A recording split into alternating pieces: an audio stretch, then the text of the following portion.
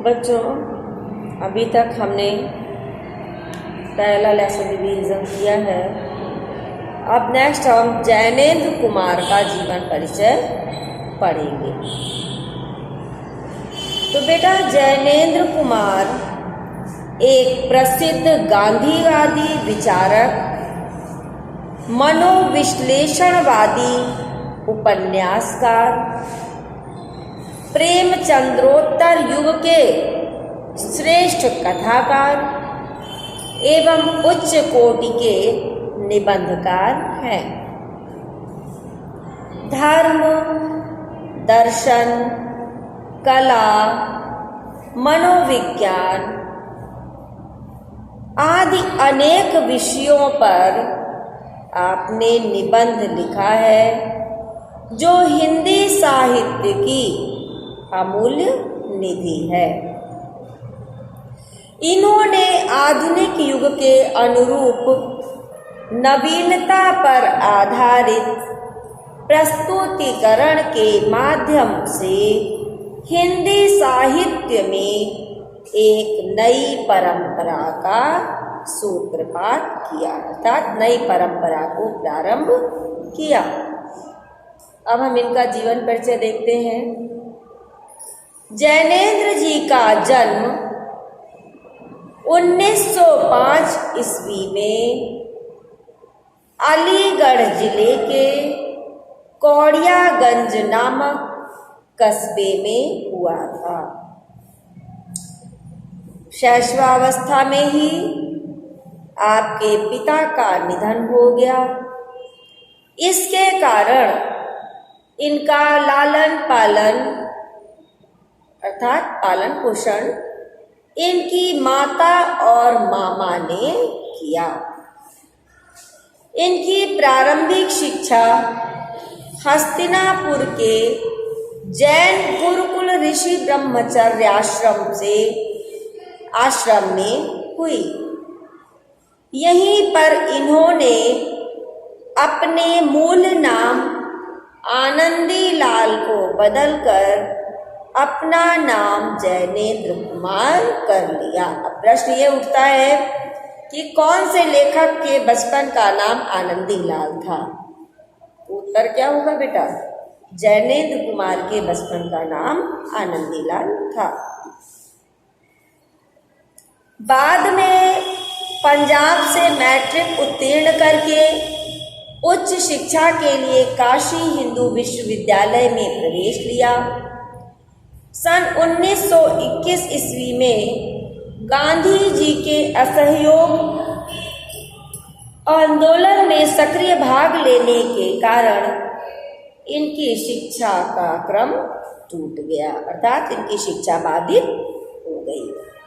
कुछ राजनीतिक पत्रिकाओं का संपादन करने के कारण इन्हें जेल भी भेज दिया गया। वहाँ स्वाध्याय के साथ साथ, स्वाध्याय माने होता बेटा अपने आप अध्ययन करना, स्वाध्याय के साथ साथ इन्होंने साहित्य सृजन का कार्य भी प्रारंभ कर दिया था। साहित्य की रचना करने लगे।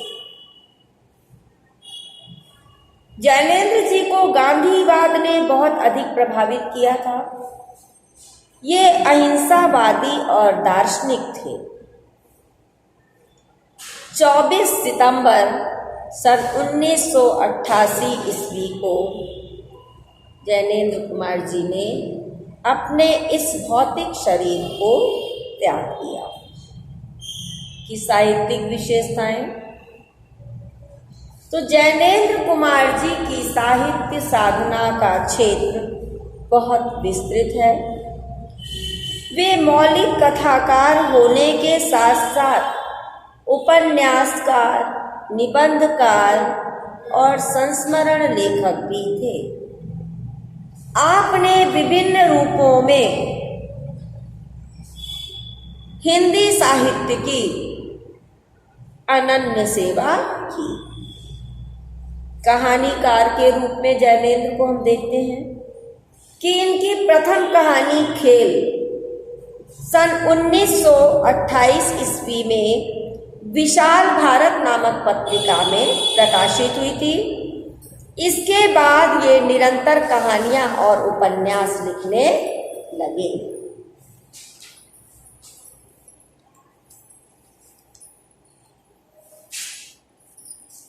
कहानी के रूप में इन्होंने कथा साहित्य में एक नवीन युग की स्थापना की। जैनेंद्र कुमार ने हिंदी कहानी को कला की दृष्टि से आधुनिक रूप प्रदान किया। अब इनको निबंधकार के रूप में हम देखते हैं। तो जैनेंद्र कुमार के निबंध चिंतन प्रबंध प्रधान और विचारात्मक हैं। इनके कई निबंध संग्रह प्रकाशित हुए हैं जो साहित्य, समाज, धर्म, दर्शन, संस्कृति आदि विषयों पर आधारित हैं। उपन्यासकार के रूप में तो इनका पहला उपन्यास परख सन 1928 ईस्वी में प्रकाशित हुआ, जिसको हिंदुस्तान अकादमी द्वारा पुरस्कृत किया गया।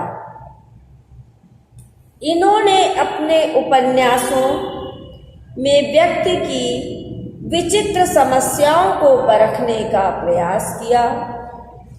इनके उपन्यासों में चिंतन और विश्लेषण की प्रधानता के कारण घटनाओं का अभाव है।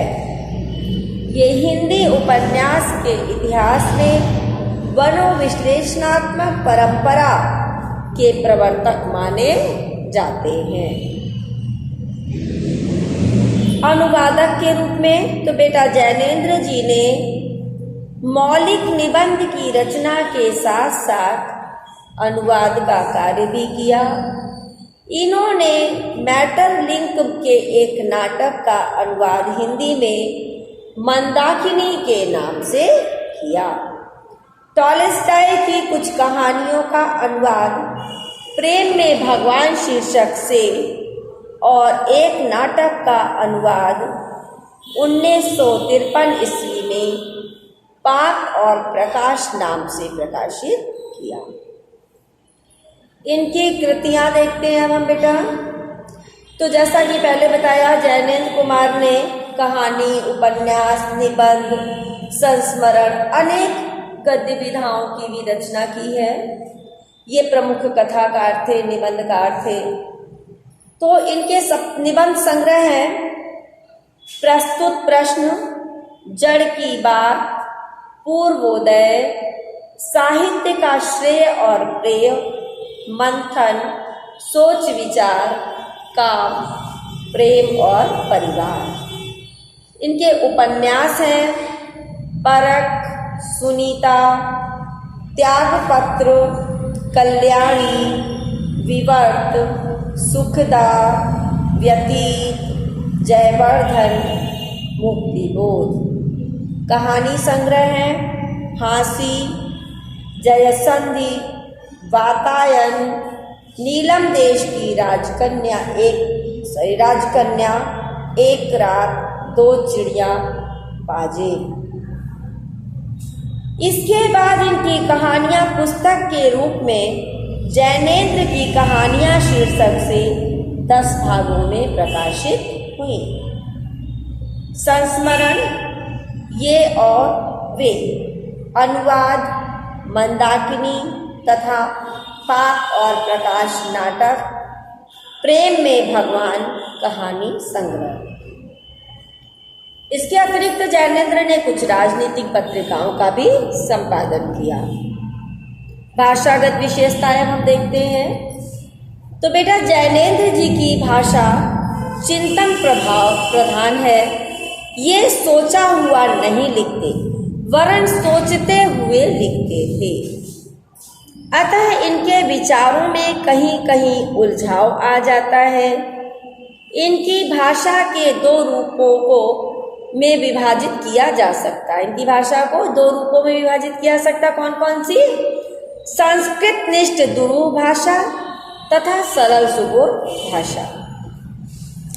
विचार चिंतन की प्रधानता होने के कारण इनके निबंधों में संस्कृत निष्ठ दुरूह भाषा का तथा उपन्यासों और कहानियों में सरल और सुबोध भाषा का प्रयोग देखने को मिलता है। इनकी भाषा सरलता, स्वाभाविकता और प्रवाह सर्वत्र विद्यमान है। पूर्ण रूप से व्यवहारिक भाषा है। उर्दू शब्दों का स्वाभाविक रूप से प्रयोग हुआ है।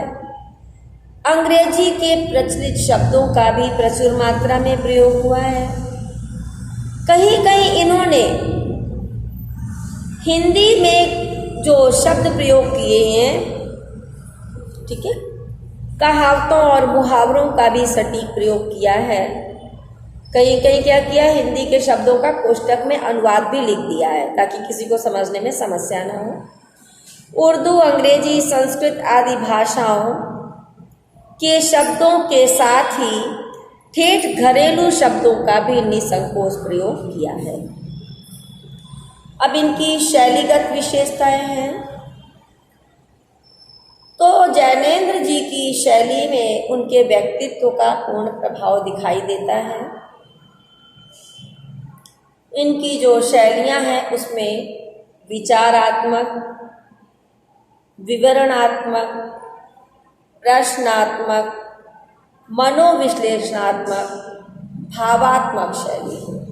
तो बेटा विचारात्मक शैली का मतलब क्या हुआ कि कुछ ऐसे निबंध इन्होंने लिखे जिसको पढ़ने के बाद व्यक्ति को स्वयं चिंतन करना पड़ेगा, स्वयं विचार करना पड़ेगा।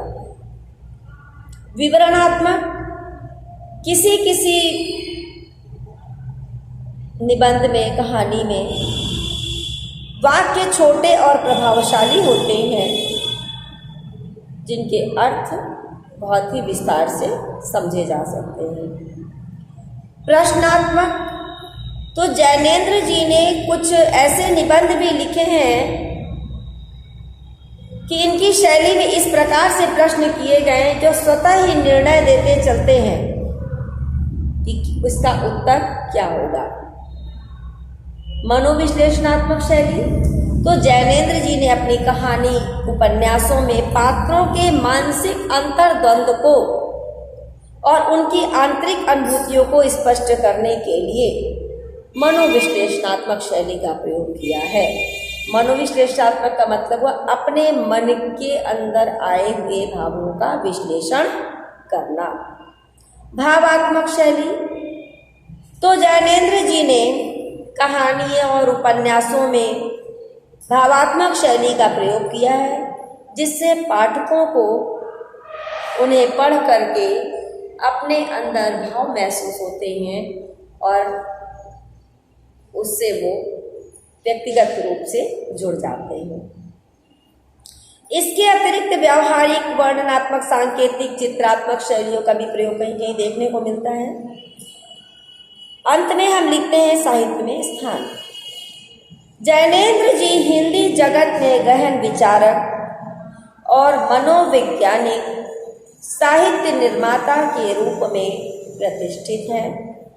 निबंध और कथा साहित्य में इनकी उपलब्धियां महत्वपूर्ण हैं।